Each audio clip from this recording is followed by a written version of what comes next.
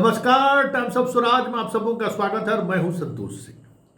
और आज हम टाइम्स ऑफ स्वराज में हम आपको दिखाने जा रहे हैं कि बिहार में पुल कैसे गिरता है, या फिर बिहार में जो सरकार की योजनाएं चल रही है। अब जैसे विधानसभा बना तो विधानसभा अभी से ही जमीन के नीचे से पानी निकल रहा है। पुलिस मुख्यालय बना है, वहाँ वही हाल है, जबकि ये सब सिग्नेचर बिल्डिंग है।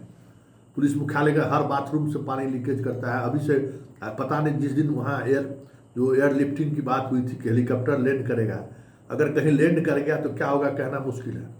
लेकिन नीतीश कुमार के शासनकाल में जितने भी सिग्नेचर बिल्डिंग बने हैं, कुछ न कुछ त्रुटि आ ही रही है। उसके मेंटेनेंस को लेकर सवाल खड़े हो ही रहे हैं। पुल गिरना तो आपके सामने में, तो आखिर ऐसा हो क्यों रहा है? कहाँ कुछ खेल हो रहा है जिस वजह से इतनी बड़ी राशि खर्च होने के बावजूद भी जिस अंग्रेजों ने जो चीज़ बनाकर गया है वो आज भी 100 साल बाद भी उसी तरीके से मौजूद है। विधानसभा में देखिए, आज भी पुराने विधानसभा की स्थिति देखिए और नए विधानसभा की स्थिति देख लीजिए। तो इसी उधेड़ बुन में कहिए या इसी को खोजबीन करने में एक बड़ी बात सामने आई है। मोरिया लोक में एक ऑटोमेटिक पार्किंग स्थल बन रहा है। वो इस देश में किसी भी कंपनी को उसका एक्सपर्टीज हासिल नहीं है। सिंगापुर उस तरीके का मतलब पार्किंग बनाती है, और उस पार्किंग के लिए जो बिहार सरकार ने जो मतलब अपने निर्माण कार्यों में जो सामग्री इस्तेमाल करने को कहा है, या जो जिस टेक्नोलॉजी का इस्तेमाल करने को कहा है, वो देश की एक फ्रेंचाइजी कंपनी एक ही है, हुंडो, वही ये काम करती है। लेकिन बनना है स्मार्ट सिटी में, बनना है एक भागलपुर में, बनना है एक पटना में, बनना है। तो पटना में मोरिया लोग को चुना गया है, भागलपुर में बनाने की बात चल रही है। तो इसका एक टेंडर निकला, पूरे देश स्तर पर टेंडर निकाला गया स्मार्ट सिटी को लेके। और उस टेंडर में एक ऐसे कंपनी को, एक ऐसे प्रोपराइटर को काम दिया गया है जिस पर पहले से सीबीआई का केस दर्ज है, जिस कंपनी पर फर्जीवाड़ा का पहले से ही कई गंभीर आरोप लगे हुए हैं। आप सारा डॉक्यूमेंट्स आप देख सकते हैं कि ये कंपनी का नाम है HP राजगुरु, गुजरात की कंपनी है।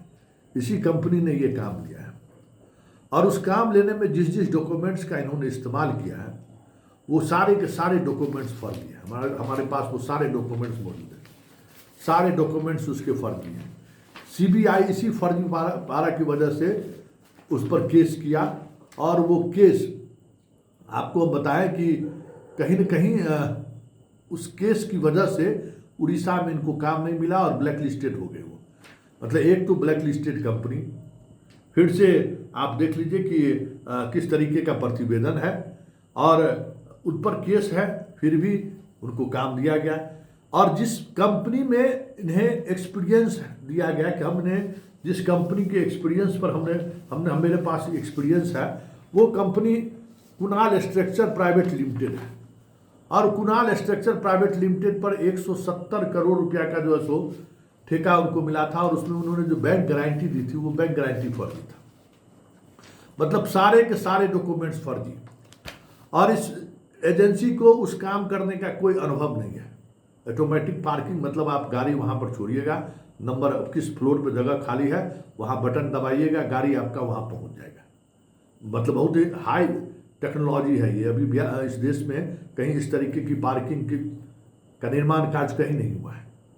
लेकिन एभव राशि में, मतलब ज़्यादा राशि में इनको काम भी दिया गया है, इनके पास कोई एक्सपीरियंस भी नहीं है, और इस तरीके से इन पर गंभीर आरोप भी है। मतलब इस बात को समझिए कि कितने गंभीर आरोप है। इस तरह के आरोप के बावजूद भी अगर आप देखिए, जिन चीज़ों को आप अगर गौर से देखिए कि सीबीआई का जिस पर केस हो, जो डॉक्यूमेंट्स लगा रहा है, जिस कंपनी में बता रहा है कि मेरा एक्सपीरियंस है, उस कंपनी का पर इंदौर में पहले से FIR दर्ज है। अहमदाबाद में जिस कंपनी का इन्होंने कहा है कि हमारा एक्सपीरियंस है, हमने काम किया है, वहाँ कंपनी काम किया ही नहीं है। मतलब कहीं भी इन्होंने पार्किंग का काम नहीं किया, और ये काम इनको काम दे दिया गया। तो वो पार्किंग जो है 5 साल में गिरेगा नहीं तो क्या होगा? ऐसे आदमी को अगर आप काम दीजिएगा जिनको काम का एक्सपीरियंस नहीं है तो यही होगा। तो ये एक वानगी है। इस वानगी को हम आप तक सामने ला रहे हैं।